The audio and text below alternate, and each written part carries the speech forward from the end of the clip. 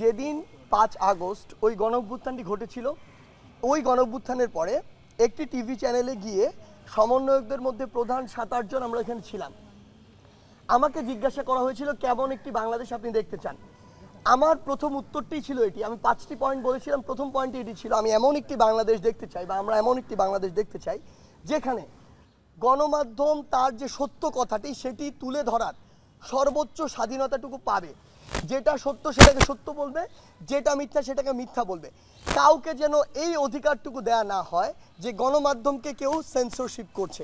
আমাদের জায়গা থেকে আজকে পর্যন্ত না, শুধু আগামীতেও যদি আমাদের কোনদিন ভয়েস থাকে, এটি স্পষ্ট বার্তা থাকবে, গণমাধ্যমের স্বাধীনতা হরণ করার এই অধিকারটুকু কারো নেই এবং এটি কেউ করতে পারে না। বরং আমরা যদি চাই দেশের এগিয়ে যাওয়া উচিত, তাহলে এই স্বাধীনতাটুকু এই কারণেই দিতে হবে যে গণমাধ্যম আমাদের ভুলগুলো খুঁজে বের করে দিবে এবং ওই ভুলগুলোতে কাজ করে আমাদের সংশোধন করতে হবে।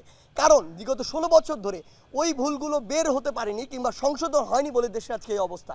দেশকে এগিয়ে নিয়ে যেতে হলে অবশ্যই এই সুযোগটি দিতে হবে।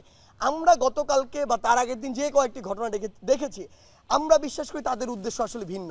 যদি উদ্দেশ্য ভিন্ন না হয় তাহলে যে কাজগুলো তারা করেছে ওই কাজগুলো মিডিয়া আসতে সমস্যা হচ্ছে।